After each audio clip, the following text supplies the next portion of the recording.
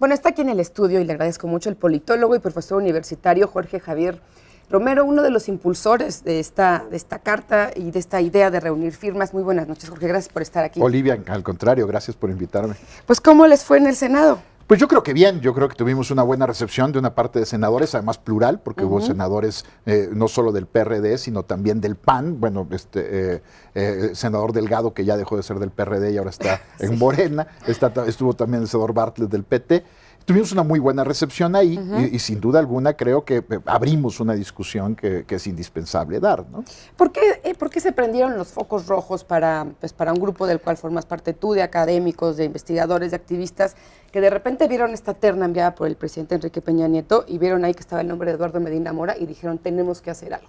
Bueno, los que iniciamos la carta trabajamos en el programa de política de drogas del CIDE, estamos investigando sobre todo toda la guerra contra las drogas de la época de Calderón, de la presidencia de Calderón, y uno de los elementos centrales de esa guerra fue la gestión de Eduardo Medina Mora como procurador, y vimos su desempeño, hemos estado estudiando su desempeño, y su desempeño, bueno, en primer lugar es muy preocupante desde la perspectiva de los derechos humanos. Es decir, los casos de las 3 indígenas otomíes, por ejemplo, que fueron acusadas por la Procuraduría, que es uno de los que ponemos en la carta Jacinta, como relevantes. Teresa y Alberta. Exactamente, que fueron acusadas por la Procuraduría de secuestrar a unos policías agentes de la AFI. Agentes de la AFI, exactamente. Y finalmente el caso se le cayó. Cuando Medina Mora dejó la Procuraduría misma se desistió del caso de Jacinta y los otros 2 casos llegaron hasta la Suprema Corte con una intervención además de la Comisión Interamericana de Derechos Humanos. Es decir, la gestión de Medina Mora está siendo escrutada por los organismos internacionales de derechos humanos. Ese es un caso que nos preocupó muchísimo. Claro, porque estas mujeres además pues se echaron sus más de 2 años en la cárcel, ¿eh? Sí, claro. Injustamente. Injustamente. Claro. Y no es el único caso, es decir, las violaciones de los derechos humanos asociadas a la guerra contra las drogas de Calderón son enormes, ¿no? Y hay muchísimos ejemplos que estamos documentando en un proceso de investigación bastante serio. Pero no fue el único caso de violación flagrante de los derechos humanos en la actuación de la Procuraduría. Pero luego también su eficacia a la hora de presentar acusaciones, el caso del llamado Michoacanazo, donde presentó acusaciones y arraigó a alcaldes, funcionarios del gobierno de Michoacán, alcaldes de distintos partidos, pero sobre todo del PRD, y al final de cuentas no pudo sustentar una sola de las acusaciones. Entonces, bueno, realmente salieron libres. Pues prácticamente todos, ¿no? Entonces, los detenidos, porque no pudo, 30 y tantos, exactamente, ¿no? porque no pudieron, la Procuraduría no fue capaz de sustentar las acusaciones que estaba haciendo.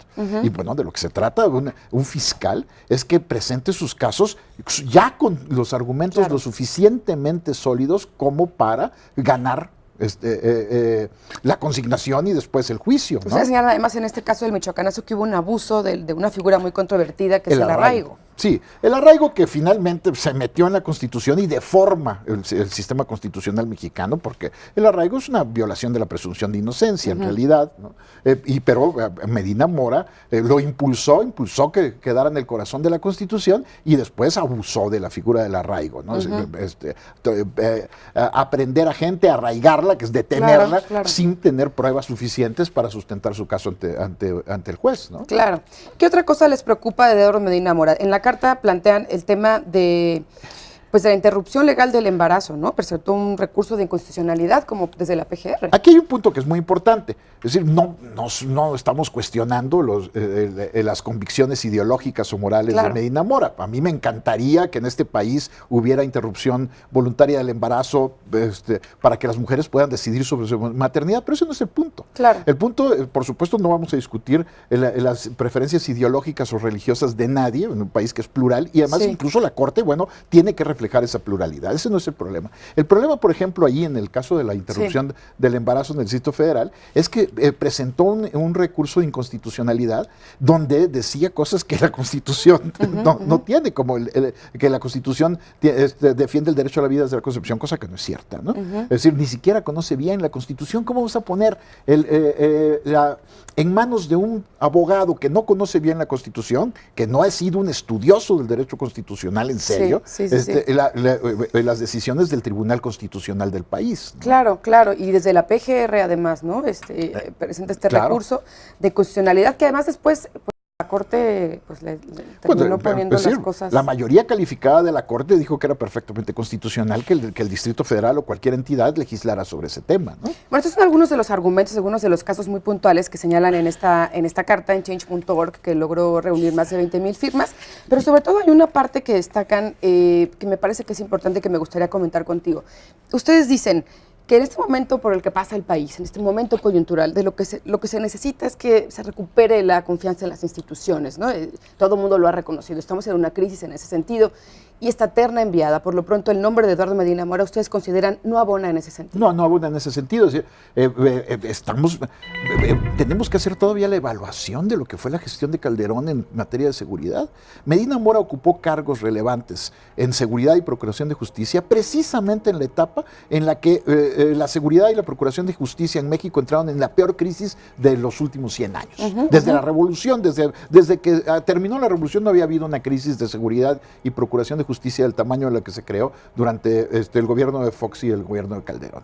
Y ese señor, que fue uno de los artífices de esa política, tanto desde el lado de la seguridad como de la procuración de justicia, es al que propone ahora el presidente de la República para ocupar un cargo en el Tribunal Constitucional del país, que es la Suprema Corte.